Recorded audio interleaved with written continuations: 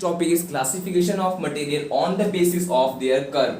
Curve कौन सा होगा? स्ट्रेस स्ट्रेन कर्व जो मैंने डिस्कस किया, उसी के बेसिस पे क्या होगा? क्लासिफिकेशन। तो क्लासिफिकेशन का बेसिस पहला होता है हमारा ductile material. First one is ductile material. First one is ductile material. तो डक्टाइल मटेरियल के लिए हम लोग देखेंगे कि प्लास्टिक रेंज कम होता है या फिर ज्यादा होगा। तो पहली बात, डक्टाइल मटेरियल होता क्या है? The ductile material which have large plastic range of extension are called ductile material. जिसका large plastic range of extension होगा उसको हम क्या बोलेंगे?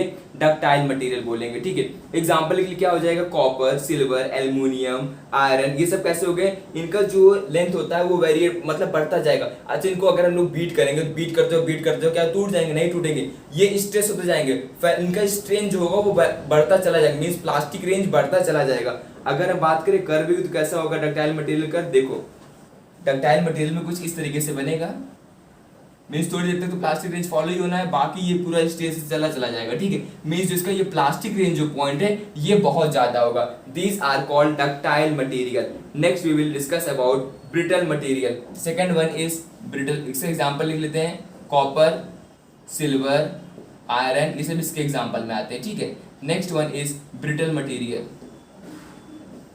ब्रिटल मटेरियल, इसे हम लोग प्रॉपर्टीज कब डिस्कस करते हैं? जब हम लोग नॉन मेटल और मेटल के बारे में पढ़ते हैं। तो metals are ductile, non metals are non ductile, metal have sonorous property, brittle property, ये सारी चीजें वहीं की हैं। ठीक है, तो अब हमको समझ में आ जाएगा कि डक्टाइल क्यों होता है, due to high plastic range. ठीक है, next one is brittle material. The material which have very small range of plastic extension, means जिसके पास small range of plastic extension होता है, मीन्स जो जल्दी ब्रेक डाउन कर जाएगा। एग्जांपल के लिए क्या हो गया हमारा?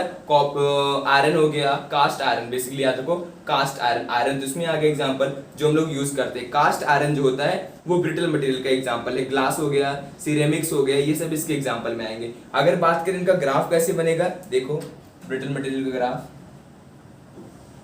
स्मॉल प्लास्टिक रेंज में तो थोड़ी देर प्रोपोर्शनल लिमिट फॉलो होगा, फिर इस तरीके से देखो छोटा सा बन गया, ये क्या है? A to point D, means थोड़ी देर बाद वो क्या करेंगे? ब्रेक कर जाएंगे। ग्लास की बात कर लो, ग्लास से फोर्स अप्लाई करो, टूट जाएगा। क्यों टूट जाता है? क्योंकि उसके पास बिल्कुल भी प्लास्टिक रेंज नहीं होता है। मींस जिस भी सब्सटेंस के पास प्लास्टिक रेंज ज्यादा होगा उसको हम लोग खींचते जाएंगे, लेकिन टूटेगा नहीं। फोर्स अप्लाई करते जाएंगे, डिफॉर्म फोर्स अप्लाई करेंगे, शेप एंड साइज चेंज होगा, लेकिन ब्रेक करने में समय लगेगा। ठीक है, वो स्ट्रेस होता चला जाएगा। These are called brittle material. Example, cast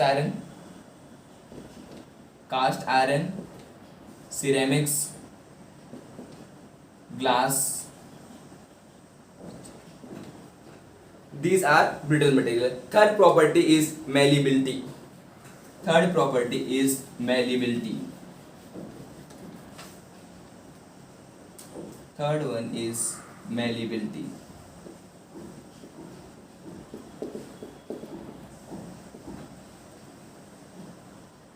malleability की अगर हम लोग बात करें तो मेलिबिलिटी में दूसरा पॉइंट, इसमें क्रश पॉइंट बनता है। कौन सा पॉइंट बनता है? Crush point. मेलिबिलिटी का मतलब क्या हुआ? मींस किसी भी टेम्परेचर, किसी भी बॉडी को हीट करो और वो मेल्ट कर जाए तो उसकी मेलिबिलिटी होगी। ठीक है, मेलिबिलिटी किसी की ज्यादा होती है, मींस उसको हीट करते हो मेल्ट करने में समय लगेगा। जैसे हम लोग बात करते हैं मेटल्स की मेलिबिलिटी बहुत ज्यादा होती है, मींस उनको हीट करो, ये बहुत समय बाद वो क्या करेंगे? मेल्ट होना स्टार्ट करेंगे। ठीक है, मींस उनकी मेलिबिलिटी ज्यादा होगी। अगर हम बात करते हैं ग्राफ की, तो इसका ग्राफ कैसे बनेगा? देखो कुछ इस तरीके से, मींस से फोर्स अप्लाई करना पड़ता है, मींस हीट देनी पड़ती है, मींस यहाँ पे क्या होगा? कंप्रेशन होगा।